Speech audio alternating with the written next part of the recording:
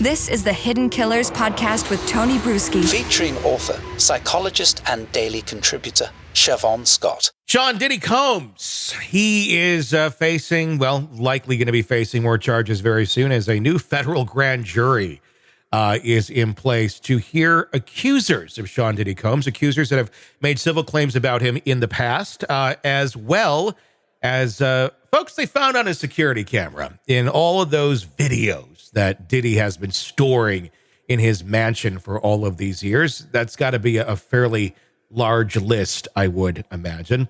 Joining me to discuss, Shavaun Scott, psychotherapist and author. This has got to be an interesting one for someone who suddenly gets that phone call of, hey, we're the FBI. We would like to talk to you about your interactions with Sean Diddy Combs. Whether you had anything bad going on or not, that's probably not someone you want to be associated with. What are people like that experiencing right now? I think a lot of people are probably very worried and very anxious about their associations with him. And then the other thing that's interesting to me is how many people this man has hurt that are increasingly going to be coming out of the woodwork now that they may feel less reticent about making an accusation, more likely to be believed. That's my guess, is that the extent of the victims is going to be shocking. Yeah, without a doubt. I mean, the reason why we haven't seen many come out, and I mean, there have been some now, but like the cascade that we saw with R. Kelly, the Epstein, all of that, I have a feeling we're kind of walking right up to the waterfall where it's about to happen. Let's talk about the fact that you have a handful that are coming out, that are being taken seriously by the federal authorities now. Does that really kind of, turn on the green light and say, look, you're safe to now come out? I mean, what does it take for victims out there to feel safe to be able to say something against someone who had the power? I think had's the operative word there, like Diddy. Yeah, I think it takes the initial, the truth tellers to come forward, and that takes an incredible amount of bravery.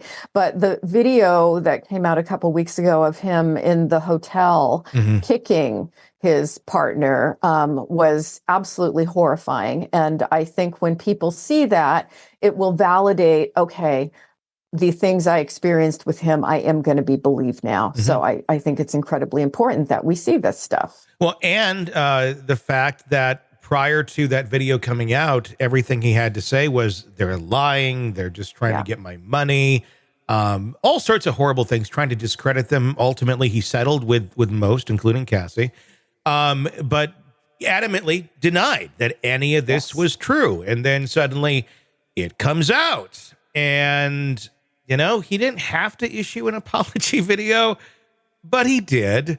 And let's take a look at that. And I want to get your reaction on the other side about just how damning this might be too. I mean, I hit rock bottom, but I make no excuses. My behavior on that video is inexcusable. I take full responsibility for my actions in that video. I'm disgusted. I was disgusted then when I did it. I'm disgusted now. I went and I sought out professional help. I had to go into therapy, and go into rehab. Had to ask God for his mercy and grace.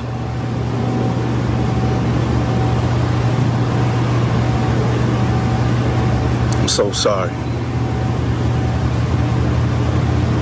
But I'm committed to be a better man each and every day.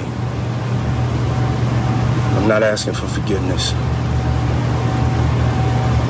I'm truly sorry. What did we watch there? Oh my gosh, that just makes me cringe. He's throwing in God. He's throwing in a little 12-step jargon about hitting bottom. And he's so sorry. How sorry was he in all the weeks leading up where he denied ever being violent or ever doing any of these bad things? It's like that's the first premise of the 12-step programs in religion, right? Is you tell the truth. You're supposed to be honest and fess up. Admit your sins. And that's not the path he's been walking. So he was caught. And this is clearly a script that he's hoping carries some kind of weight, and it doesn't. It just, made my skin crawl. Does it hurt him more? Because essentially he's admitting to everything that we saw in that video that was him. He's not saying this isn't me. He's not doing what R. Kelly did years ago. That's not me. Having raping a 14-year-old in front of Soul Train Awards in the room that is clearly my bathroom. But hey, he was able to do that and still have hit songs afterwards, even though that existed. He's saying it's him. He's saying, I'm sorry, I did these things, but he also denied all of them, and he's denied everything else that everyone else has said too. It doesn't necessarily, I guess, validate everything everyone has said about him, but it's certainly the pattern of the testimonies that we've seen. It's a lot of the same stuff. He likes to stomp on women. That's one of his things, it seems. The sex stuff, the bizarre things that he likes to do there, kind of the same on a lot of these accusations from separate people. It gives it all a lot more validity, does it not? Yeah, very much, very much. And boy, what a hollow apology that is. And superficial. And I can guarantee you that you don't just go to therapy and now you're all fixed, right? No. Now it's all gone. Now it's all wiped away and I'm a different guy. It doesn't work that way. I wish it did.